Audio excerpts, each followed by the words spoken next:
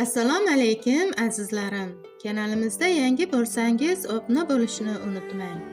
Ularni o'zim yaqinlashtirgandim. Ammo endi o'zimning hasadim kelyapti. Hasadmi yoki Zohidga nisbatan rashk hissimikan? Nahotki men uni rashk qilsam, bo'lishi mumkin emas. Uni yaxshi ko'rishga mening haqqim yo'q. Nargiza bilan ham yaqin dugona edim. Uni Zohidga ro'para qildim. Zohidga ta'rifini keltirib, malikadek ko'kka ko'tarib maqtadim. Shu maqtalgan qiz bugun yuragimga tig' sanchdi. Hammaning ko'z oldida meni behurmat qilib ketdi. Balki shuning uchun ko'nglimda unga nisbatan alam hissi paydo bo'lgandir. Bugun Zohid bilan birga kinoga tushdik. Albatta bundan Nargizaning xabari yo'q. Bilsa kim biladi, nima bo'ladi? O'zim maqtab, o'zim yomonlashga tilim bormadi. Garchi Zohidni aldayotgan bo'lsam-da, bir qizni yomon deya olmadim. Ikkiyuzlamachilik qila olmadim. Zohid mening gapim bilan unga ko'ngil bog'lamang. Yuragingizda bo'lmasa aloqani uzing deya oldim arang. U yerga qaragancha, unga nisbatan dilimda muhabbat yo'q. Lekin unga va'da berdim, uni ishontirdim. Dedi so'ng mahzun jilmaydi.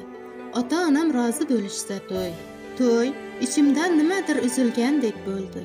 Shu lahzalarda Zohidga nechog'lik bog'lanib qolganimni tushunib yetdim.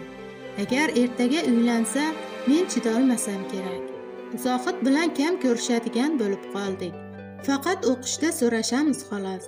Ilgarigidek birga kutubxonaga, internetga borish yo'q. Bo'shadi deguncha Nargiza bilan qayergadir ketib qoladi. Faqat kechqurun telefon qiladi. Samira yaxshimisiz? Nima yangiliklar? Deb hol so'ragan kishi bo'ladi. Hech gap yo'q, deyman xo'rsinib. Uning uzoqlashib ketayotgani alam qilyapti. Qolaversa telefonda ham faqat Nargiza haqida gapiradi. Dod deb yuborishdan arang o'zimni tiyaman.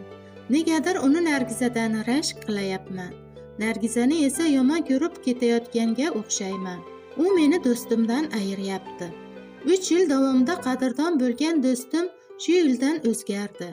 Yaxshi ko'rmayman deydi-yu ammo. Nega o'zingizni olib qochyapsiz deb so'radi bugun u. Nega olib qochay? Balki o'zingiz uzoqlashayotgandirsiz dedim. Yig'lab yubormaslik uchun boshqa tomonga o'girildim. Nazarimda eng yaqin odamimni yo'qotib qo'yayotgandekman. Biz hamisha do'st bo'lamiz degancha u qo'limni mahkam siqib qo'ydi. Qani bir kulingchi deya barmog'ini yuzimga tekkizdi. G'alati bo'lib ketdim. Istar istamay jilmaydim. Men baribir sizni yaxshi ko'raman. Hammadan boshqacha, hammadan ayricha mehrim bor sizga. Kechqurun shu gaplarni eslab yig'ladim. Kelinoyimga dardimni to'kib soldim. Samira uni sevib qolibsiz, dedi kelinoyim mening so'zlarimga javoban. Yo'q, men u bilan shunchaki do'stman. Bir dugonamnikiga to'yga bordik. Nargiza bizdan oldin ketgandi. Avtobusda Zohid bilan yonma-yon o'tirdik. U sekin qo'limni tutdi. Ichimga titroq yugurdi. O'ng'aysizlanib yuziga qaradim. Nargiz bilan munosabatingiz yaxshimi? So'radim qo'limni tortib olib. Oxirgi paytlarda kam gaplashyapmiz. Siz o'zingizni olib qochyapsiz. Menmi? Yo'q. Bilasiz-ku ishlarim ko'paygan. Iloji boricha tezroq xorijga o'qishga ketmoqchiman. Qachon? Hayratlanib so'radi u. Hali noaniq, dedim yelka qisib. Demak bizni tashlab ketarkansiz-da. Ovozidan o'kinch paydo bo'ldi. Hali aniqmas deyapman-ku, deya kulimsirashga urindim. Samira, o'zingizdan yaxshisi yo'q ekan, dedi u yo'ldan ko'zini uzmay. Faqat sizni qiynab qo'yishdan qo'rqaman. Mening injiqliklarimga chidolmaysiz. Orzularingizga nuqta qo'yishga to'g'ri keladi. Sizni qiynashni istamayman. U shunchalik og'izda gapirdiki, har bir gapi yuragimni teshib o'tardi. Ko'zimdan tomchilayotgan yoshlarni ko'rsatmaslik uchun yuzimni o'girib oldim. To'ydan qaytarkanmiz, qo'sh kaputardek bir-biriga suyanib o'tirgan Nargiza bilan Zohidga qaramaslikka urinardim. Bo'g'zimdan otilishga shay bo'lib turgan faryodni kuch bilan ichimga yutardim. Chet elga ketishim aniq bo'ldi. Nargiz bilan Zohidning ham to'y kunlari belgilandi. Yaxshiki, men ketganimdan so'ng bo'larkan. Bir tomondan xursandman ham. Uni kuyovlik libosida ko'rmay, yo'lda yig'lab ketganim ma'qul. Tuyg'ularni ichga yutish buncha qiyin bo'lmasa, ertaga ketaman, 1 yildan so'ng qaytaman. Hammasini unutishni istayman. Bugun Zohid bilan telefonda 1 soat gaplashibmiz.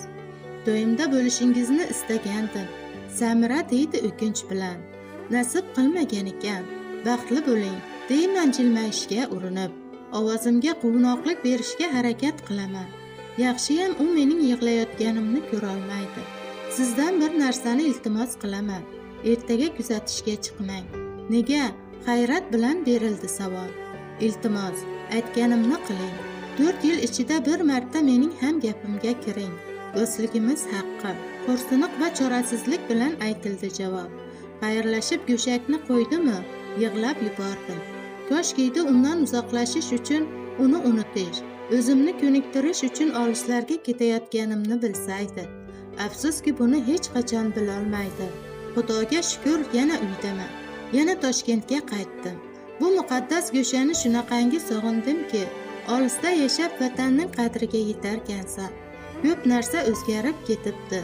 O'zim ham o'zgarganman. Kundaligimni olib ketishni istamagandim. Ochig'i uni eslatishdan qo'rqib tashlab ketgandim.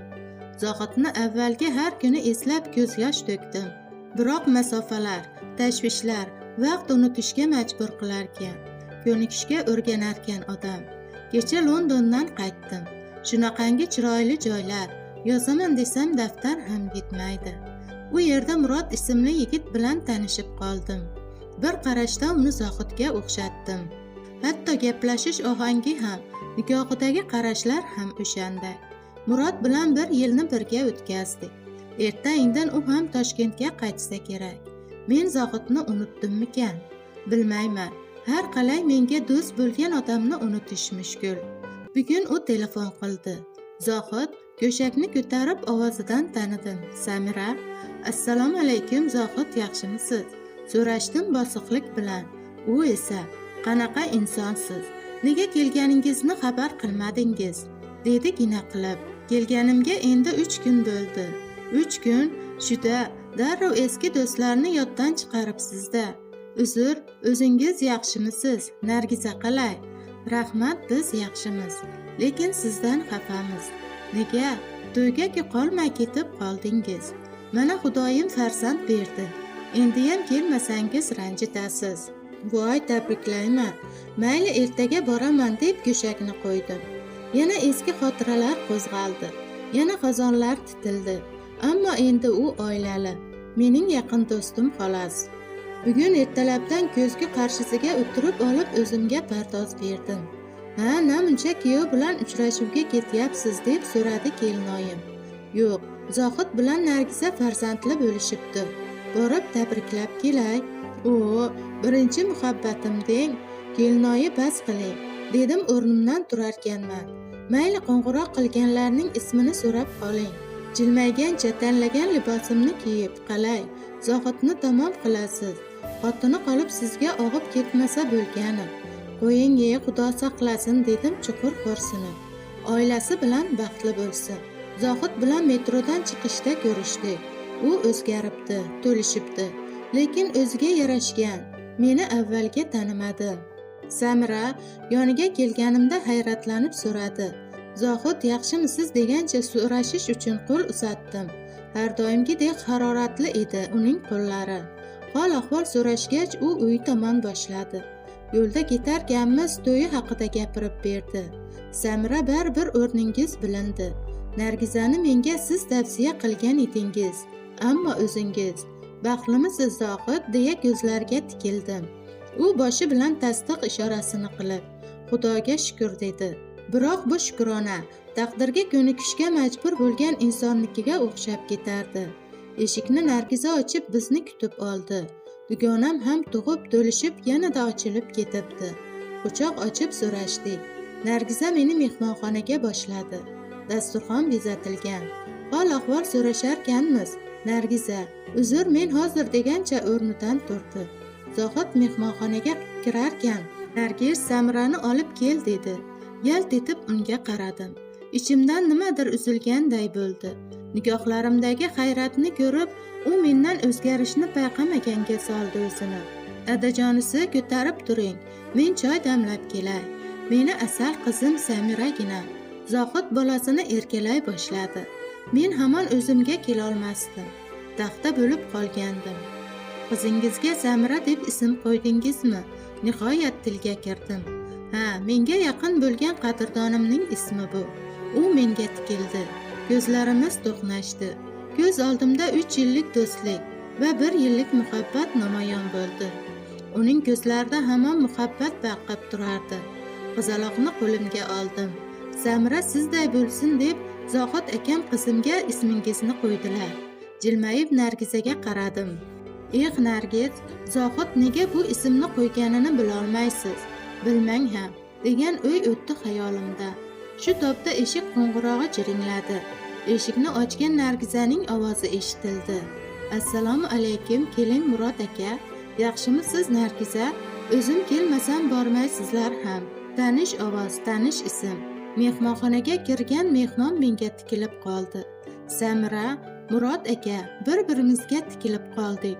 Bir-biringizni tanishdingizmi? Savol berdi Zohid. Londonda tanishganmiz, dedim kurstoshimga. Zohid bilan Murod quchoq ochib so'rashishdi. Ular amakivachchalar ekan. Zohidning uydan chiqarkanman, ular bilan samimiy xayrlashdim. Meni Murod akam uyga kuzatib qo'ydilar. Bo'ldi bas, muhabbatga aylangan do'stlik qissasi barham topdi.